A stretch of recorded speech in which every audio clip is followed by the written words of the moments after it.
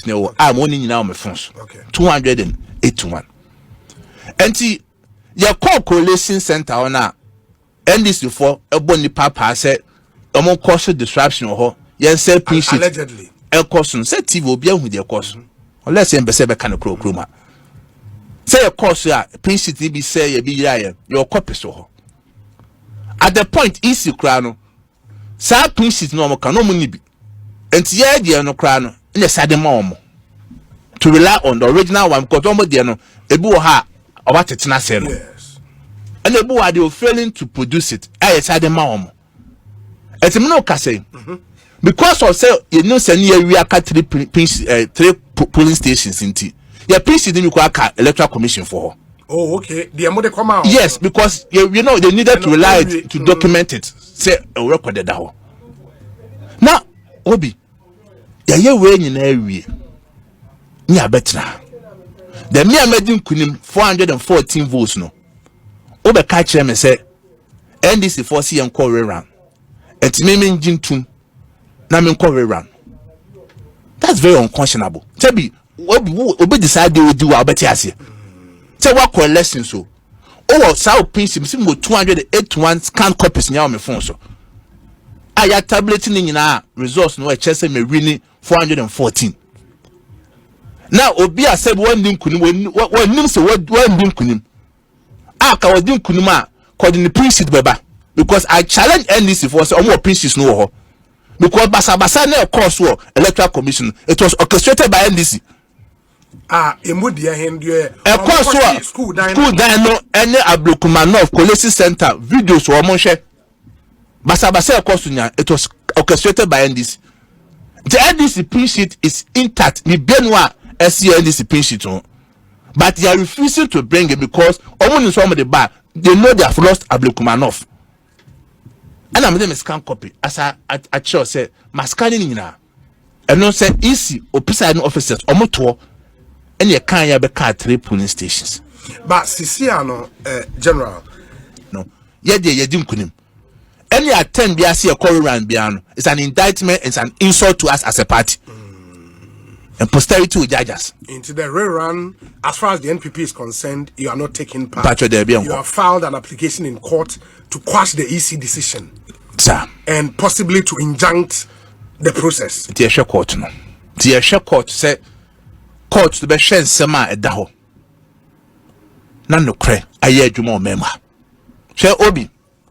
Mama yetimu nyedo. He de bia sasimika. Say mrewe ye ninkaso. Mo bia dwe enye ne se NDC abano is forever. 6 months ago, na me general secretary of the ruling party. And the general secretary opposition. Yes. Denya power ne besisa.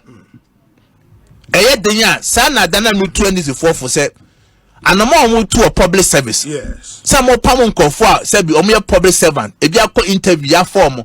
E bia ya adwuma 6 or 7 years. Now official party ababem. Now sacre omo pamon mu free ho. And then Yoko, who are near chill. After 48 hours, get the bail condition, unconscionable bail condition, 50 million, 60 million. Esibetria, untimintia now them 10 days, 9 days. O to any tata and confo cost. Yeah, politicians so. A tribunal, the table will 10. Now a 10 year, a central form more my dinner amount for Kasa. Civil society or my dinner amount to a monkasa. A suffer for more coma my dinner monkasano. It drew a beshe. Ade. O man ya chichire from 92 year by 4th Republic. Ya koya ni bebre. Can mistakes they see in the past kwa no say repeat in the new era. Yes. O ma pedi mama o say oba be father for all. Na Ghana wo ban o mo bia ho ato inaugural speech asemo kan no. On the party for ka say my name is father for all. Oh. But when I president. But you see Obianka say Obia Bonia memfa yes. But she a kwanya abefaso human rights any asem. Obia we adwuma public service for 8 years. Boni be na wayo. Obia we adwuma 7 years, 5 years. Obia wa ko interview a start over year adwuma. Obi wa kra say be ne politics ko na nya adwuma no. Ebe odunfo bi kwa na boa no na bia e ba akoto forms we apply in your fa no. Ye ba na hwese da bi ene ne fa ontie yi wadi. Yes. Ne te kroma ne ayedin.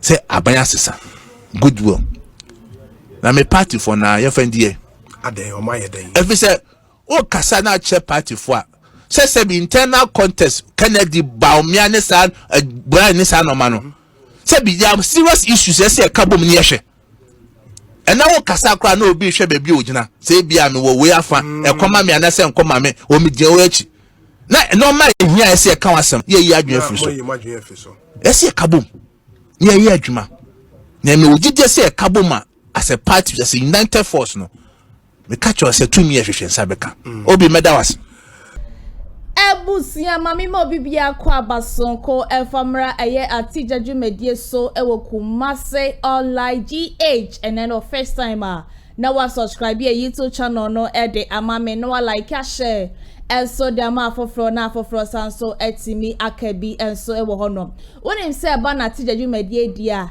na se politics kakra social issue kakra so ma etwagu ewo social media na se abobo ni nyina no ne de ababa beso mo se atija dwumadie internet sem na e ban message so do comment ne be fa comment section ho no mo so e de abano like share so de ma afofro na afofro sanso etimi akabi na pese e bo adwuma wo da ro enso e de ma wo so a number na e screen na se no betima fa na e we ni mpanifo ahwetwe nko na de woton bi ya no yatimi abon wo da ro kama enso e de amao Kumasi online media school na so masana na no paya me de atija dwumadie e de ba be so me boja ye na ye ba be rem ne e Friday ene na kasa do weekend say na amafo ani age akasa o because say ye ko weekends amafo kwaje o mani omo bedan so e kwakoda omo be ko ayiye be ko omo be ko wedding so be ko enye fedi ababa all the same ye da twedi amponyakopon se wa hwe so from Monday na ababesi enefia da ye da so ete enkwemu na ye hwe ye intro video ya say ye ko hwe ya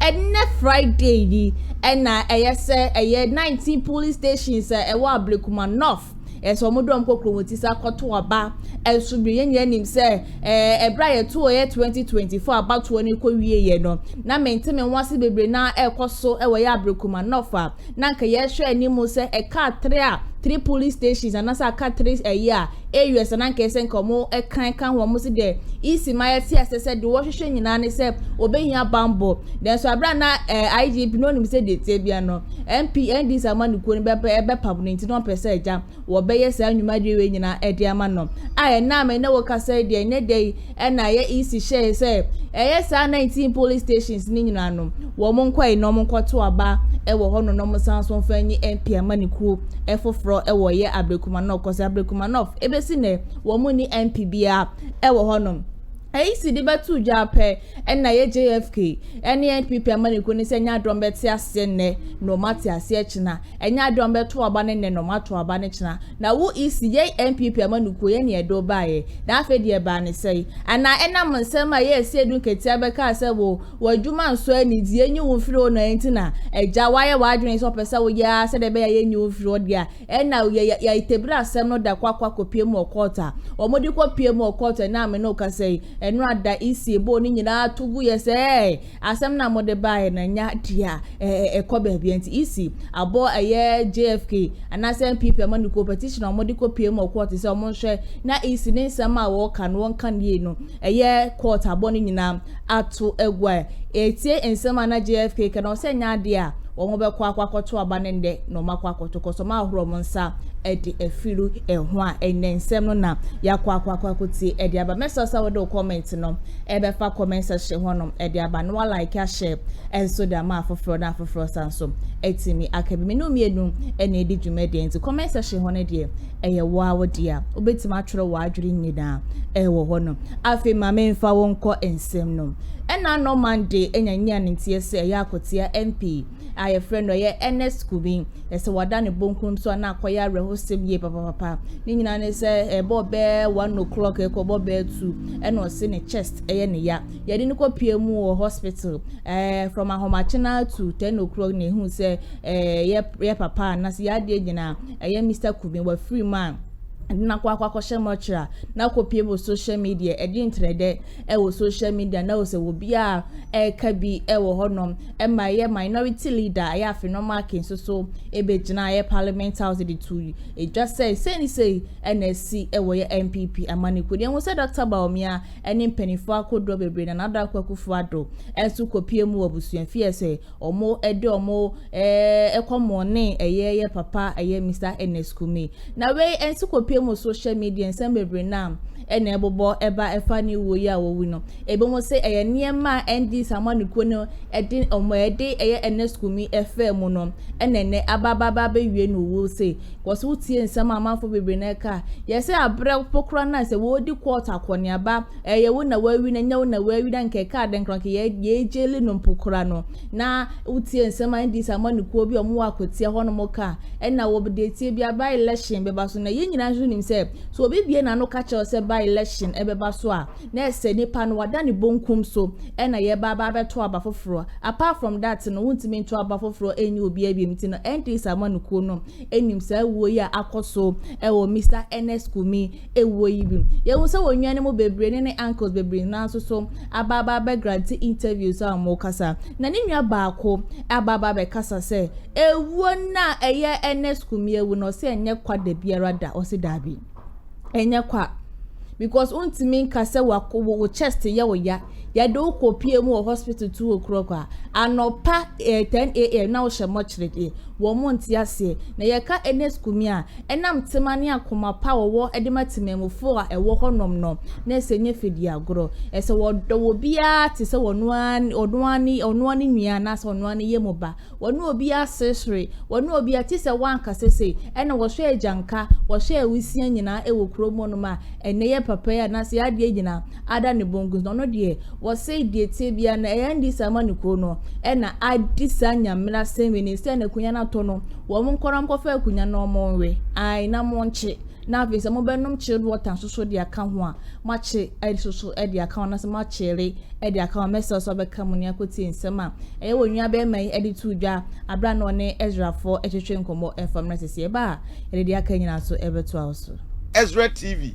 Ezra Radio midi ede Eduanaba Kofi Asante Enin yankwa kwatia na yene Evans osay yeboa Eastern Region NPP Communications Director Evans Ezra TV Ezra Radio ni mayama mo yakọ emfiri Kumasi menu ya dasio na brichie die abode nanso ye bisa se mo a mo Eastern Region ho no yen ye di ho yawo ba mo na ade na simusi mo te ne sei ye nu ewui menu ya na menga wasina mentia wakiefo na menka ni Ezra de Eastern Region ya siasem mekani se efum kese pa na adru eye party wo Eastern Region Ezra Ezra 94.1 Eddie friend Akua Starboy one show any sign of sickness one show any sign say no ana or chronic ailment be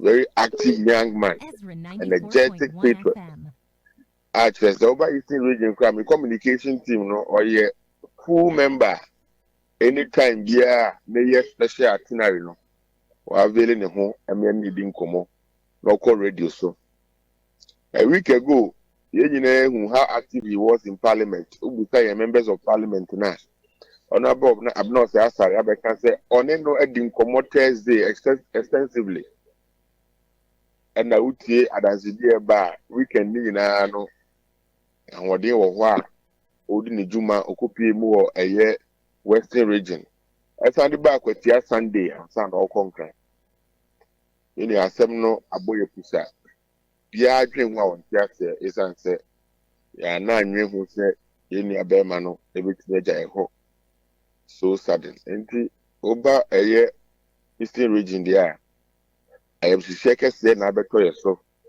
esum kese na adru party no ha so biara ho such a young man betime ya sa mi dey mu ya obi aboto do you have the knowledge so any underlying health condition ana media I know there ye na mu no obekom na yare but don't mean. But I'm not to any to know or show sign beer on the face. Handsome young man. The re-elections you be in your NDC support enough for quarter. Or back for your high quarter. No afraid to wait, Yamina and a court. He was in good spirit. Ukuna unka seli pano nambono. Or was said sugar and BPP Hana and say there's the Ukunu crowd. They were coming from primaries to main election. EBCC I walk out in Nano. The being so say in Nano. Ayare. And Minia yeti and Ubia Mseno. Bia or party no more Eastern region. This is a new next to me. I got your star boy. Every at that age. Minia Emua ya papa. The anti-assem the party need the over Eastern region Obia bottle because he was in high spirits. I just say yes, Obia who are that to say in Yano, beating me free Musa. Na ono no mo na ti akotia ho ana so de nkran no tie so Sir Mike ade we intense say young man like this it was simple sao. Oh sure. Especially with his position a rising star. And I must be sincere with you. Don't just joke on anything. Just be careful. And if you say the Lord's Prayer, you say something for everybody who thinks that life can take a different twist and turn. For video, I will show you the young man, no fee, a ma, I call me cast a doctors in your Bible. Ma, Eddie, to my 1 minute in a junior, no muji, no omo de chere mistress Rade or Donne mine. Na my mukrafu nyina na omo na me so and EDBA. Nanso he's gone. Nation, do we have the video? Mo roll that video no emame. And attack, can we get the communication of Akwatia? Na anyone that didn't come. So mama me that I need a sound. You enti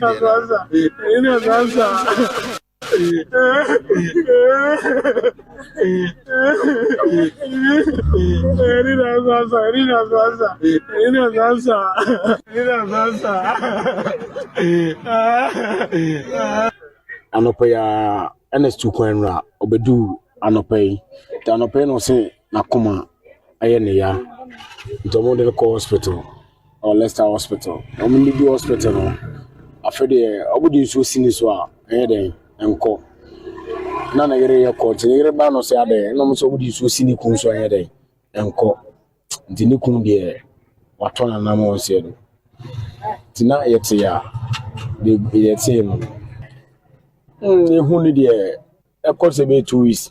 Then one less go back to ya, but when to me, I'm also as if it's in a coin. Until money to before for a day, a buy. Who need a who not check a crack. Yashra the Cassiapa, Pilla, Sifia Bagopaka. And I had to know, and you play a good one to know your blaboon. I did not so go for Bagopa now. I know busy off and I say, as long as I swear, they will send it here. You did it also be and then it also be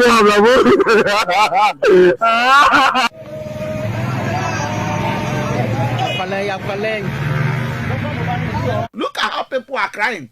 You see, yeah, life on. You will not understand it. Oh, Nini Albeman. Yeah, Sir Mike. Into the fee, any high and the fee, right? I believe so. I high baby our tear. I believe so. And Massa, what you want, Sir Mike? Will be any that's one who. Oh yes. Who are when you are na how you have this. That is one thing you must understand. Yeah. So who would there? Who are how but what uncle for? People are dependent on you to survive. Because the mayor don't come away any man by Abrante we I woman in a almost because when the demo will be there, breadwinner 4.1 or say or more from our core rising. Yeah. And a pack. Now we now on one of our and I will not be seen of our nine. And we am the cardiac and a science and I do and I did the coin and a block here. So Mike, let me tell you. You see, any time you are rising in life, and let me say it, I can forbear you to so for being our nephew, you know, it's reality. Under no circumstances in the realms of the spirit, I will be on number one tibet my yaw. I break fear nipa and come. Okay. And sit down. See a number you may be to a draw, or be your dang. Now we a connection from your family, either from your mother or father side, and come home to implement that attack now. And you do the biarada. Tienye pam. Enti obia obana bontia obi nkeke betuma ye ni bi menenya no say nipa in the realms of the spirit ni eyi na ma. Okay. E wo fie abusuana pono kra na abusuen no spiritually no huhumu na ebia obi age atum say ye nton no enti ye nya release wu e de to eso a e betumi e di 5 years huhumu ne amache o. I have a sister friend 5 years ago no be ye o Ghana tieni yo be ye wo papa ye ku fa 94.1 FM FM na omu wie ye na sister ba ko omu di nkobo the family no na ono no ko abuchi ne ma me ko ni nua two and about 4 of the families nyina no omu wo ho. We were UK, you were UK, no money now buy it, or more buy it, say, or my year and yes. I am say, hey, that you mean now, my bay, more what bay up a pay if you, no money now, so as a man tomorrow. As one or 2 or more 4, as a warning. That was 2020. Just last week or 2. One of friend not so, papa. For about 2 months, and that was February. I want to kakra. Me mame, all of a sudden, when you stroke. I started way back November last year. I mean 50, 60. Emma, oh my yarn, and a brother, and then in the US. Wakwan in chain.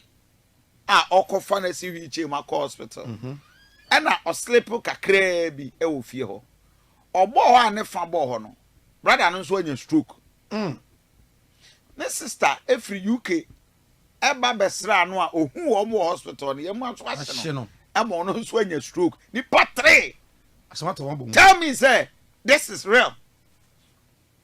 This one is not real. This one is not real. 40 strong year-old man wakoni namna macho abefie me kwabo okadia 94.1 Samai Ezra 94.1 FM a young lady Ezra boy we school Kumasi we dey Kumasi ya o Ezra 94.1 FM we SHS obekọ SS ma mitrimu shishi me afei you are of a sudden na boy no atiafaso ya kwaya ba 2 years ni wabadam owie JHS o ni younger sister a odi na chi nso wie JHS a wo ba be ko school no onya admission wie ko school mu o hwe na yi no na I say wa start kasakala na fili adan na ayesa anything that happens in the physical realm it can see was spiritual realm. Yes. Yeah. And don't take it as a joke. Anything, especially the age of 40 years, young man like this. Yes. They were 41. Born on 15th May 1984. 84? Yes. Very young man. When you're MP, OD, and so, understand say Akuma pa. Let's see. Ezra 94.1. Ezra 94.1 FM. Ebusiana said the late a year and the Scumini Berman Semnon as Yakwakotie Ediaba. Watch the Mokraka Sebusiano, or Major Padia, no, I own a shell that one a shelf Busiani na, a dear Busiano, Quino, but Nimpestual Swa. We see a war on Majan Care or Honor, as our far to no so as a wopese, or Bo Bibia Mo Bibia ACN and Uwa Baba Fanukono, no dear, or didn't Semunina at the match Ediampon, come 90s among kone die omodo munim pa say die niam omode eye enesku mi fremu no ene nam so amaye papai ese wato na nam wonse e do ase wodwendwene bebre na aka ho di school so ka ho na we be ka ho a eto da bi kura na otimi ekotete kos na amanfo pese omo chelo ne ade otie ensem na areho pa nyankopon egusu anfa ne kra ensie ye ne yema busani nyina so hyade yema mo nyina so yakọ mamento ansem ne so dia na metwa so a na say LGBTQ ebra na mampani dada na nanodonko akufuado adu showboy adu gagai adu priman Jack Toronto abra no wa be mo ne vice president Dr. Baumia Mr. Degetan no mo wa be mo no ene koto so parliament house say yes was sign ne emerge to mo say kuromo say lelele any gay na nya de be koso e wo man Ghana mu ase da na so na me nim say omodi letter na so omodi letter de ko ma ye man pani dada na don kokufo be bi omodi to ye no say na wontimi mfa no won sign no say na koye bubuja na wo eye o man Ghana mo titiriu na kopie mo parliament house Sam George di baby was ye mfa Ghana nyina embonebo ye mfa wiase nyina fa ma no eno ototu be left and right and kasa de NPP amanuko na afi na nadanko akufado say enya de e beti ase nye na LGBTQ mpo mo besan that so ekode 2024 ye man pani je na nadanko akufado fura be mu no ye nyina hu say I wan sign that so ye man pani je die ma wo abemu yi ema yeti asese ono ya service of God mi mapa wo ba sa LGBTQ no besan ma dia enkoso wo kromu ase ema ye nyina ye bo siri hehe se ye de nyankopon asese Assemblies of God da ye man pani je die waje tum sese Ghana for dom kokomoti konto abade mana wo mo be hye na sese ade ekoso ni nyina na tu atwa da so ye to abade ma ye NPP and this amanuko mo ba abemu from January ye de ne tu se akunya so abese na me no kase LGBTQ on the stone na yen sign ya as Sam George wakana no atum ye wo kuromo ase ne hu se gay fo bi free South Africa abe piem wo man Ghana mu so manya ba bia nkwankogina say ye independence ko ba bia Ghana nya ye fan wudie ho no mo kwa fefe o manom e ma Sam George ne ND Samanuko ko mano no pa do o mama mekasa eno na nam so ma abro nya betutu bi left and right ankasa e de mane danka Williams na enye fedi agro na wei e na tin se Monday no say so mo kopie mu ewo UK so omo kwa koto aba eye the whole world omo koto aba na abato no omo kwa koto no se eye LGBTQ no se ebekoso ana se enkoso ne so omo kopie mu honom no Ghana fo omo ko gina mu de ma Ghana fo no wo mo de omo afo omo kokromoti na anto aba nam ade mo no manage sa LGBTQ no ana trumu no manage ho I said na wo hwen klata bebre na na eba na no kopie mu social media na se omo kan sense Ghana for no do man to abani bio man to abani bi e ma even class Sam George na babonten e be kasa fa ho de nti a wo mo call your man to abani bi e wo honom na eye Felix kwache e so de nsem bia beto abe fonten video so na ni nyina ne se eye so boys ye di bo eye ND Samanuko ni se mo share bossa mo ba LGBTQ no mo betwem no se yes bi yenya ho hwe ne nsem a abrante ya toto de ama Ghana for no wo se NPP Amanuko mo ba 8 years and okra went man no more mobile 6 months and yen come home yen ko titi ma Felix kwache kan ye mrasese ye ba rede aka nyina so beto also. What it then means in Sonese Felix 6 months into new government na eba bayemono consistent with president promise say opese bill na krebe ko parliament enye private members bill na aban na nkasa be bill no ediako that has not happened. Again. What will it happen? The TNS, Woko Eka, on the castle, say, a padaze, William Cocker. Which is the Bia one, to meet ya, a band, a dose of papa. Into by all means, that bill will go back. In fact, it will not go in the form of a private member's bill. It will go with full governmental backing. The Attorney General and the Deko Akwa Parliament. Unfortunately, because NPP Abaya and President Akufo-Addo Dano refused to sign the bill into law, Parliament in a bill no so ewi. Because he sign a bill. Unum so say to put together a bill, you need to go through a certain process. You can't also just go and pick the old bill and bring it. You must start the process afresh. You must start additional consultation.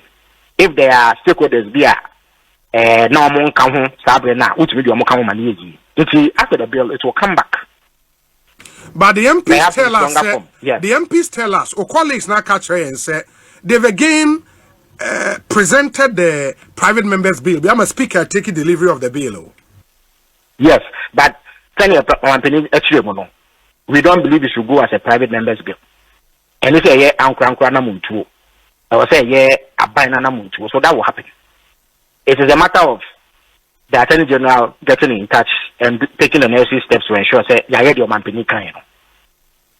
But what is Abayan's position on any US government restrictions are already and so far B1 ni B2 visa 5 years multiple entries to almost 3 months a single entry any other Abayan ate na eden Abayan kafa ho Abayan ate em say answer na omede asani do to Ghana hu asase wo ho em say ya sitri kra point na omede do to Ghana obeta ya America and am machine a we twem ko one your foreign minister no matter dey kita huntu ya sitri set Trump Abayan for fraba no and am unto a old to be yenya nti say there are people within the diplomatic community in the USA o many yes and am unto we ho na mo na ko say Trump Abayan no o me gile tu o metu no no nke say o me dey adwuma o bi dey tie ne say em say okotika kwa wi ne meko ama pontene ati hu fifiri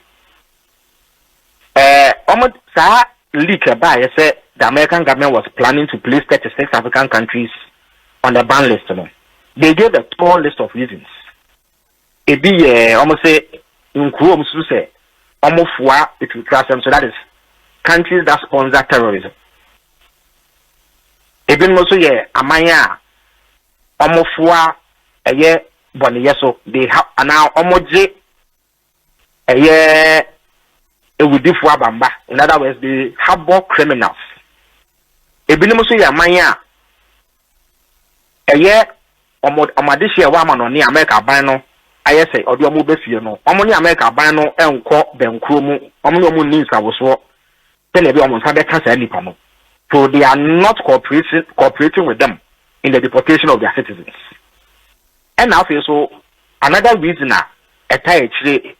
any visa overstay, especially among students. And when Ghana affected we don't sponsor terrorism, we don't harbor criminals, we are cooperating with them fully on the deportation of your citizens. Nemo Madia Akua Afryie any year this year it took American Ablekuma almost saying on the expiration of their visas, especially students. America Bino Ewo Susudi be said Nipa Kwamon no the Umumu or Hanchemu Dunum a year 15% and fire they can live with it. Okay. But if it exceeds that threshold, and Umutu and Amon to say, Meno Kasi, almost saying and almost Ghana, our rate is 21%. A year Ghana for a quaman on it and can't almost question Adiano. Omumu or Hanchemu, if you know back on Omon sign the fee, stay omission at the end of the year, and out of this no ISPA, 21% of immigrants, Omwa a common on America Abuchimemo almost sign back. So that is the reason why we have been added to this list. Na Mamenka says, and I'm on to America by you to know. Almost say, Omu Tuno, Bosumi, Mienu, Omo Maya Bosumi, Mienu, say no means I was walk. Na Yan Chese, the two and moi. If you are dance, yes, Yadashania Yasem PP. So we have a 60-day timeline to comply with Omudimansa Omoyeno. But even before Anamontuno ABC and Rado, now Abayan Penny for Sassie it one among say you know medins was asem no. And in fact Obeka ya be na watwe ba akoko mienu ni. Eye for minister honorable Samoku Ablekuma utu kwan eko America bushimemu oko State Department any under secretary for African Affairs eko di nkomo na eko sa asem we hu. If you are see to an amount here why we mu say ento say na edusia and 60 days menso no na yitumi aye ne ya aso America ban ni na o me yiye fi sa list ya on the account nti ehun asem no enya no kre tell bi no mo heka say assembly Ghana ban na ka and appoint Mr. Akinti na koba ne sa. It is not true. One more kasa no, they simply don't have the facts. They are engaging in mischief. These are the facts as I've outlined. Into a temporary restriction for 2 months. A temporary restriction. And limited to Ghana. 36 countries. In fact, about 2 weeks ago, they published the list. It was a leak from the USA Department. But no more list. But we have been affected because of star threshold of 50% of people who don't come back after going to America. No, you cross you could be 21% in here. But we are working to rectify it. When that happens, they will restore our position. Inside 2 months, no, or more expectation of us here. They say Ghana for now overstay the young for Mumra and I say, what are I don't think there and only by a realistic expectation. Basically, they want us to engage the citizens. Any one American member will be at least they are within the reach of the embassy to engage them, to let them know the consequence of overstaying. This is the can say, of course, you may come and I'm a Pontania to free. And I'm in the Yom year, I'm a fufra, and come more per queen yakono, they need to be made aware. Say, woman to stand among now, a idea they are 38. And then also, medium commercial, this also should enhance screening process during visa processing to make sure that they are satisfied. Before they issue the visa. So, almost one family, and we believe that enter Busumi no. Now you to me, and so I know I was asking. Two questions I hear for Eddie Abreme, Mimusa and Afi and family. Number one, say, Obi, ask Honorable Felix, is it true that the John Mahama administration changed the U.S. visa policy for applicants coming to Ghana from a 5-year multiple entry to a 3-month single entry visa? Yansuya Yebibisa to U.S. for Ghana. As far as I know, but I can always find out and get back to you on it, yes.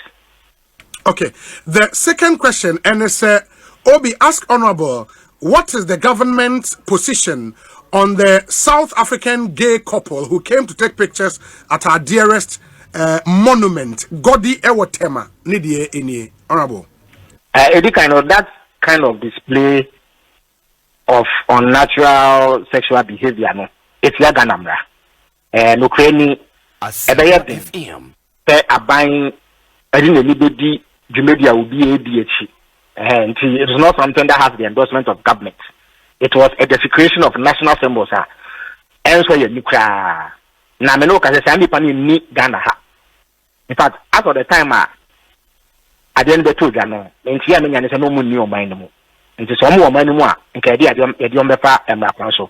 But any idea, you're betting I'm a Nisibium. Yes.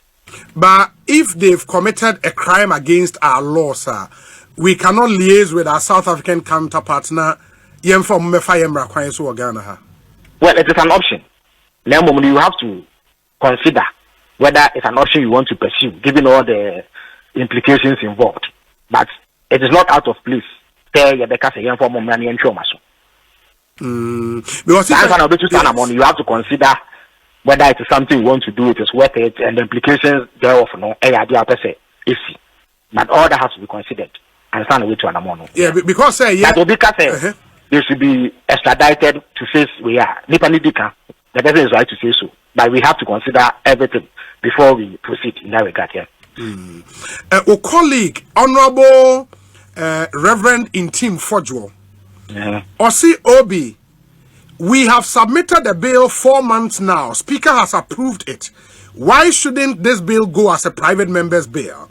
What are the deficiencies in the bill as was supported then by John Mahama and now? What has changed? Obi, Reverend Tim Fordjo, he has no locus to ask this question. Because I say, what was his position when his president, President Akua Afryie, refused to sign the LGBT bill? Okay, and then if he's able to answer that question now, I will answer the question he's asking. Yeah, but sponsors of the bill, no, but yes. So as a sponsor of the bill, no, Akua Afryie refused to sign it. No, what did he do? If he is able to answer that, then we can have a discussion. But I have told you what our position is on the current status of the bill. My answer to that. But the person is asking is hypocritical. You see, he is not a genuine supporter of the bill. But the back simply because he didn't want people to bash the NPP. There was no commitment to no more, Otherwise, President Akua Afryie refused to sign the bill, he would have taken action. And if he was a principled person, he would have protested publicly. Where is the record of his criticism of President Akua Afryie for failing to sign the bill? But as for say your supported bill, it is absolute. President Akua Afryie, Mama, or yet abiding to know, say we will actually give it governmental support. So that is not in question. That is not out of question. That must say it is not in dispute. What is in dispute is in Tim Fordjo's commitment to the bill. And no, he should clarify. Yeah, but I guess his substantive question was the bill as was presented by the private members, and no anomaly repeated this time as Speaker Ajiatum. What is different from the Abain Pepes or the Bebano from the private members? At the private members bill, no, a young crown you to one among. Tabai the Bemwa, it has greater force and agency. But before we go there, no, in the same way, he feels obliged to comment on government's position on the bill. No, I can't be the MP, and I'm also MP. I'm also questioning his sincerity to the whole process. Say, I didn't know, or Mampeni Akua Afryie. One sign bill, no, not Sabra, the say or no in Tim Fordjo on why did he keep quiet? If he was a man of principle, if he believed that had been the young one, why didn't he do anything? So to be answer, he will have the moral authority to come and comment again on the current status of the bill. In fact, say, I'm Akua Afryie sign this bill now, and we won't even need to go through the process again. And I be. That's true. So that, for me, is a more substantive question than the officers is here. As for the time that the bill is tabled, only he is an MP just like myself. Say, Parliament, we are masters of our own rules. So as and when it is deemed necessary, it will be tabled.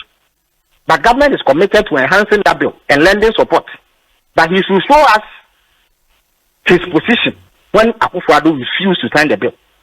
So to me, yes, sir, actually, that he publicly voiced opposition to that stance by the president. Then he will have more authority to ask any question on the bill. But as a stance here, yes. To be fair to him, was saying the message about say, Obi, my video urging President Akua Afryie to sign the bill is public record in Parliament and on several media platforms. And you say, let Felix know. Urgent. So he was urging the president. Urgent. Half-hearted commentary after they came under pressure. No, it is not the same. I strongly protest. Abusia 18 first squad chief Ofosu any seven year kwa kotie no say mokra moba be mogura na 8 years no mudimi ye bibi mo ntima anya hwin na ye ba na anu ya ye ba ye 6 months ni na mo de pressure ba be see so ne but LGBTQ FD samani ko mo na mo share bo untimi meka da asem we fan kire say dabi ye wo dem ye no kromo ha.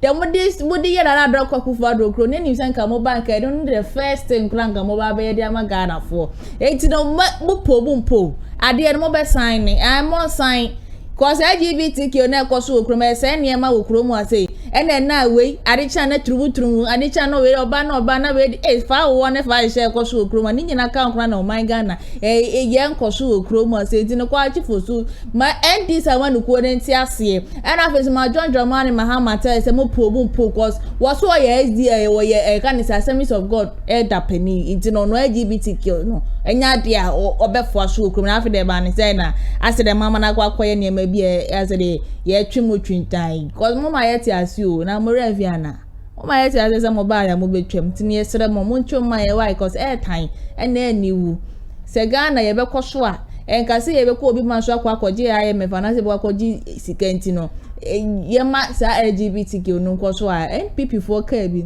chapa is Sam George de ma wo mu okroma say na Sam George ma ya so ekura nko adide okroma na drobo so mo ba be toto mo ba ma ya na asesem story da bi anti ase mo ba sign ai mo po LGBTQ no you people will sign mo be sign mo be twam okromu a nya sa yem ye no yanko we ko bu okromu a o was dem eja mo so go NPP amanuko ni ti so no na nya fedi agro na adu mo so be ka 6 months here 6 months on eva maza we mo sign ne yanko ye ni mo cause LGBTQ no dey if mo po mo be sign e bu se ma me fan sam ni nyina fancy ase na like na share so fa man pa foforo na di pa foforo so nya bi enhwe na fa comment ne fa comment section ho no mo enso so e fa bra o pese e bo odwuma wo dero enso de ma wa na bare go screen na 0550662337 0550623377 na ene pen 4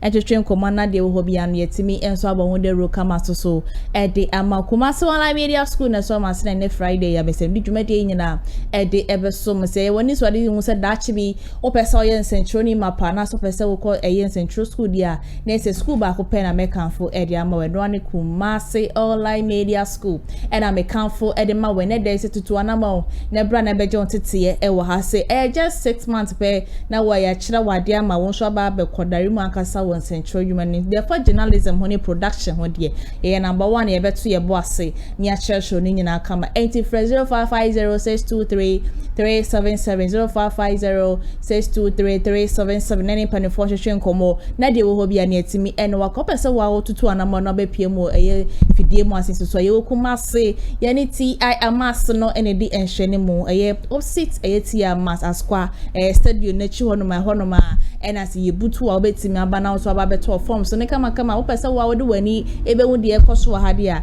akonya no ewo hono ma ba bia ma chiro ya opposite TI amas no hono ma hwa ene wa obetimi aba na ye ne wa twetwe enkomo na bibia wo bia no yetimi ene wa di ne se de bia won so ba be yen central ni mapa enso ewo oh my god nemu ehase me di ene o himale konisham na di etop ene so sawali ase wo betimi sa from hana ATP we be na bia so na jo fel so kama so ewo ho ene wo ko pie bom ewo eye MCR hono modia na se Benedict ne san no adwuma o hwefo ni na etwagu ni nyina na ese ne san no adwuma na ese na etwagu sa na Nyankopon twedi ampon kwame won hra ne ye papa se de bia da no wo be ka me homa me de dwumadi nyina ede ebesom executive producer NCM Mr Daniel Yeboa the better for my fans mama de beso me dey bia no anya dam de be come mo de nyina enso ebe ba be so weekend semester say we be stay safe kama say de bia Nyankopon bo next week so sans be di ehwem bu Nyankopon bo we china ye sans twemu den say den nsem nyina so ya kanya se be ba be so for now ne de makra bye bye. Amafwe Kumasi online TV production yaba ne de ne yaba ye de equipment ekukudam ana ye de aba se eye camera de enam wiem de nam fom de enam ensuom ni nyina ye wo bi e wo honom a TV production yabo a hu ye pa se wo ye dwumadie bi ete se wedding eye engagement and sorry ana schools se wo ye seminar bi na pese betwa ko all the social media networks no so e de amaw ye ni ntotonsa na fre eye Kumasi online TV production for na yamra na ye dwumadie ne Kama fe a ebo no eda from pa the production so the sound quality video quality ni nyina e wo soro wo pese wo hu ba bia wa ye wo Kumasi eyetia media opposite one ma anase to nsa ne frɛ wa homa true so 0550623377 Kumasi online TV production ye demufua e wo Kumasi kodua mu.